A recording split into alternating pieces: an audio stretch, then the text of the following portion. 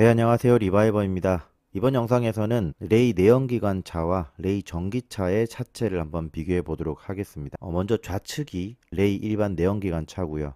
우측은 전기차입니다. 여기 앞쪽에 전기 충전구가 보이죠. 사실 이 레이에서는 울트라 강이라고는 전혀 찾아볼 수가 없긴 합니다. 현대기아 차를 통틀어서도 아마 울트라 강이 없는 유일한 차량이 아닐까 싶어요. 외판 같은 경우에는 모두 동일한 구성입니다. 보닛, 팬더, 도어 모두 고장력, 초고장력강으로 되어 있고요. 나머지는 모두 일반강입니다. 자, 본격적으로 달라지는 건 바로 이 부분입니다. 이 골격을 보시게 되면은 다른 부분은 크게 눈여겨볼 부분은 없어요. 이쪽 부분이 전기차의 경우에는 일반강, 그리고 여기 이쪽 부분도 오히려 전기차인데 일반강으로 되어 있습니다.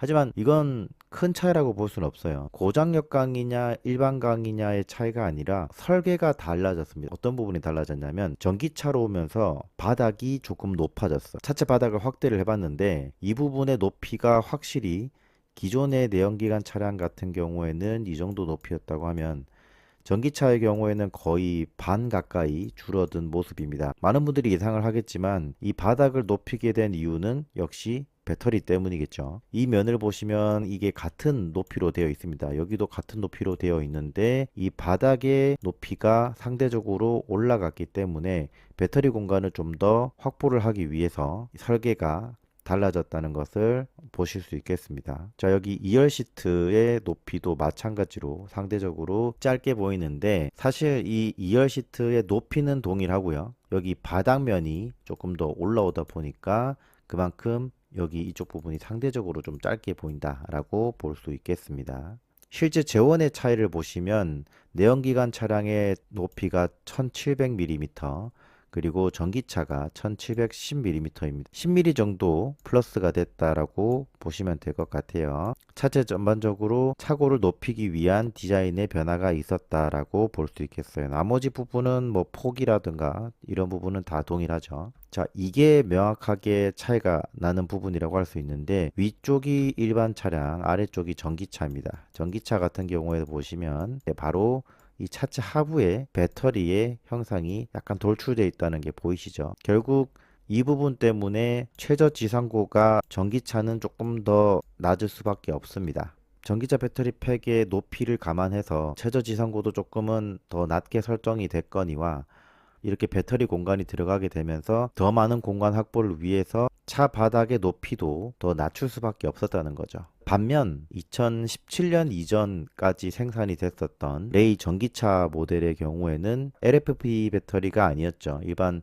리튬 배터리였는데 그 당시에는 오히려 이렇게 돌출된 부분 없이 깔끔하게 떨어지는 모습입니다. 다만 그 당시의 배터리 용량은 상당히 처참한 수준이었죠. 결론적으로 레이 전기차의 경우에는 밀도가 낮은 LFP 배터리의 한계로 최대한의 부피를 확보하기 위해서 별도의 설계가 더해졌다라고 볼 수 있겠습니다. 보너스로 한 번 더 말씀을 드리면 좌측의 이 레이 일반 차량, 내연기관 차량 같은 경우에는 여기 이 부분이 높이가 높게 돼 있죠. 그런데 2017년식 레이 EV의 경우에도 동일했습니다. 이 부분에 차이는 없었어요. 그러니까 기존의 골격을 그대로 썼다고 보시면 될 것 같아요. 하지만 현재 2024년형 레이 전기차의 경우에는 이 바닥 부분의 높이가 상대적으로 많이 올라왔다는 게 한눈에 보이실 겁니다. 이 사진은 차체 하부인데요. 차체 하부에서도 확연히 다른 점이 느껴지실 거예요. 지금 보시는 것처럼 레이 전기차의 경우에는 여기 이렇게 배터리 팩이 딱 들어갈 수 있도록 별도의 공간을 확보를 했습니다. 다만 기존의 이 좌우로 이어지던 프레임 구조를 없애면서 약해질 수 있는 차체 강도를 이렇게 추가적인 구조물을 통해서 확보를 한 부분도 눈에 띕니다. 여기 부분도 기존의 것과는 조금 상이하게 보이죠. 여기는 프레임이 하나밖에 없었는데 여기 두 개의 프레임이 이어져 있는 것을 보실 수 있습니다. 반면에 2017년식 레이 EV의 경우에는 기존 내연기관 차와 동일한 형태죠.